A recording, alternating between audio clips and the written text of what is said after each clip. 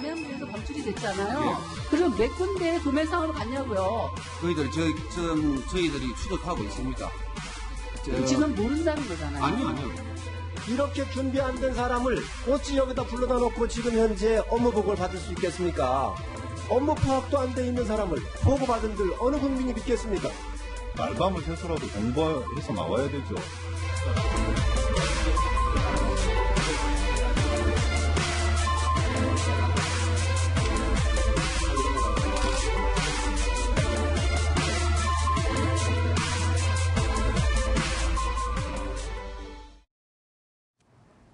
정부가 전수조사를 마치겠다고 약속한 날이 바로 오늘입니다. 살충제 계란이 검출된 농가는 총 49곳으로 집계가 되고 있습니다. 오늘만 해도 17개 농가가 추가로 더 포함이 됐는데요. 오늘 오후 4시 기준 어디 더 추가로 확인됐는지 살펴보겠습니다.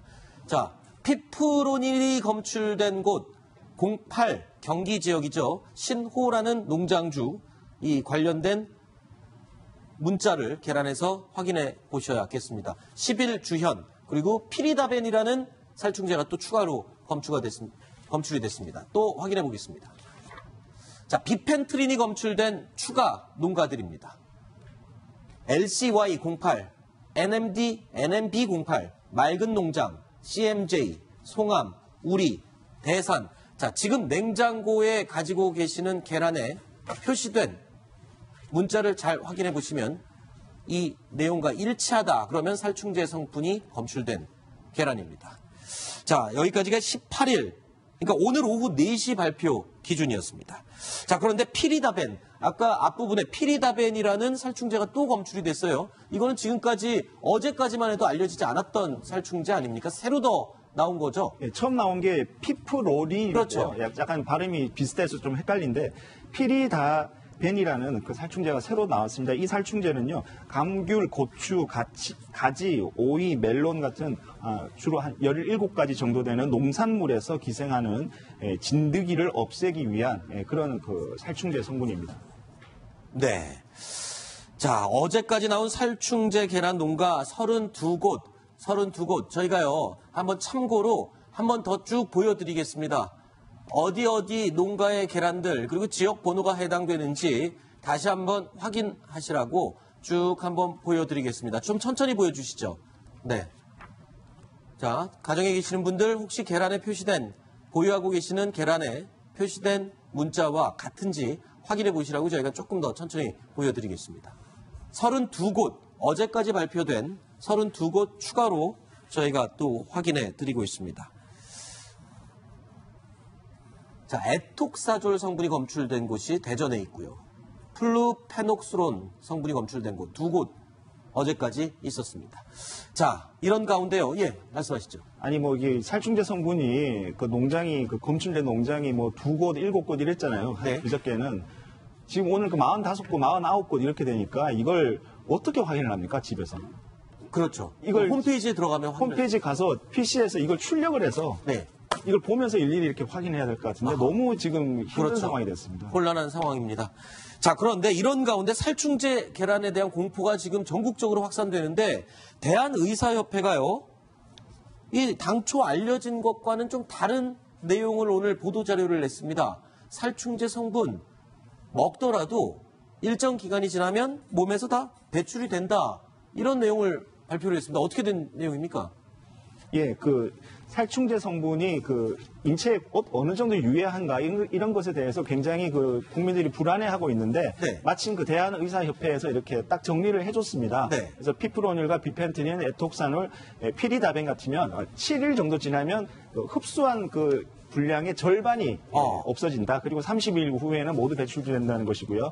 예, 플루페녹스론은 그보다는 조금 더 기간이 길어집니다. 30일 정도 지나면 반감이 되고 네. 90일 후에는 90% 이상 배출된다. 이렇게 발표를 했습니다. 네, 어떻게 보면 좀 다행인 부분도 있는 것 같습니다. 지금까지 굉장히 공포감에 휩싸여 있었을 텐데 국민들께서 먹더라도 일주일 또는 길어도 2-3달이면 모든 독성이 다 빠져나간다.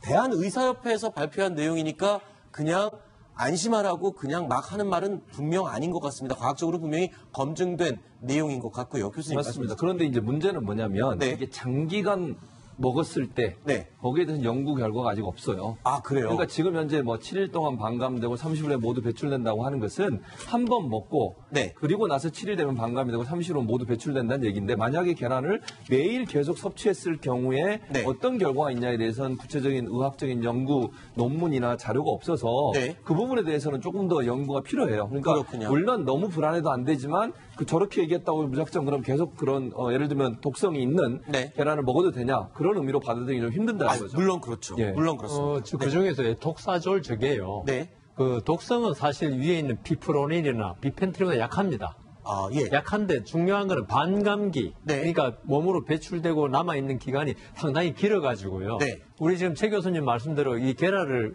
계속 먹을 간에 이 에톡사졸의 성분이 축적된다는 게 문제죠. 그래서 간이 조금 안 좋은 분들이 네.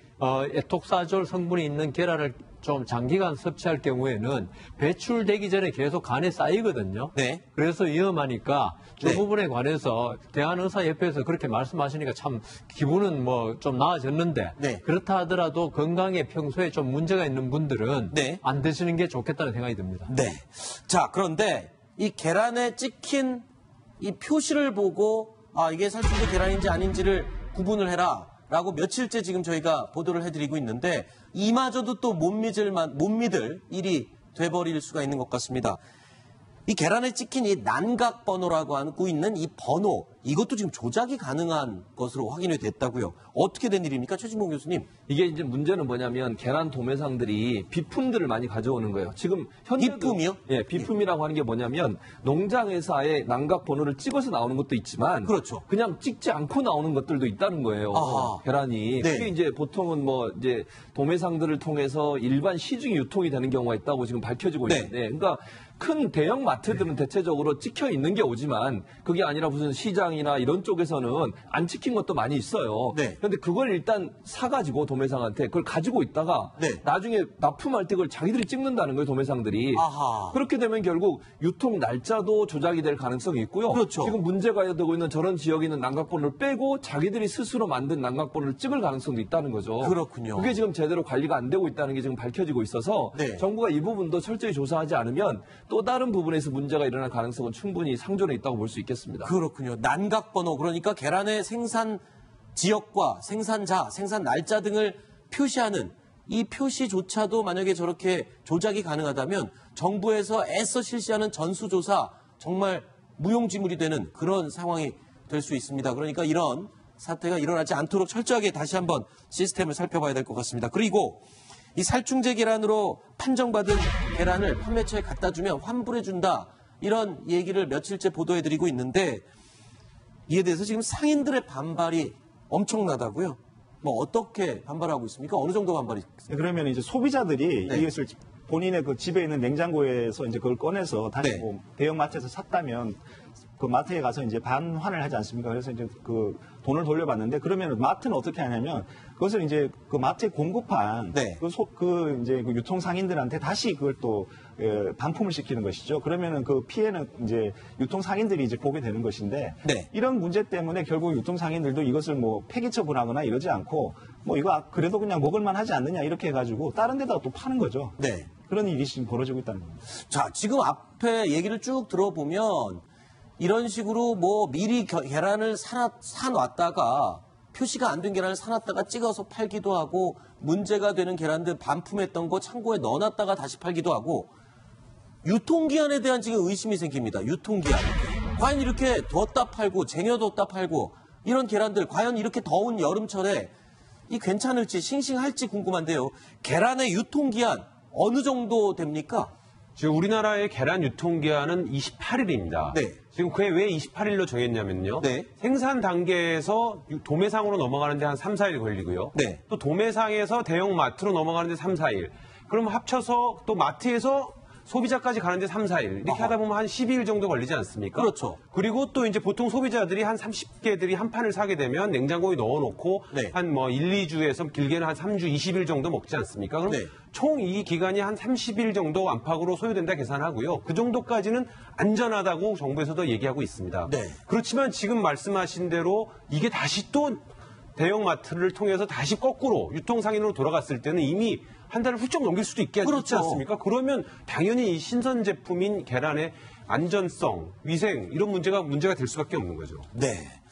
자, 그러니까 창고에 쌓여만 가는 계란들, 뭐 사재기를 위해서 중간 상인이 사놨던 계란이건 아니면 문제가 돼서 환불을 받았던 계란이건 창고에 쌓아두면 쌓아둘수록 유통 단계별로 하루 이틀씩만 보관이 느려지다 보면 28일밖에 되지 않는 계란의 유통기한 우리가 지금 확인할 수 없는 만큼 길어질 수가 있습니다. 그래서 살충제 성분도 중요하지만 상한 계란을 먹을 수 있는 위험성도 충분히 노출되어 있다는 점, 이번을 저희가 한번 짚어보기 위해서 이야기를 좀 나눠봤습니다. 자, 3가지 이야기 살펴봤습니다. 4번째 소식 준비되어 있습니다. 5위로 꼽은 내용인데요. 확인해 보시죠.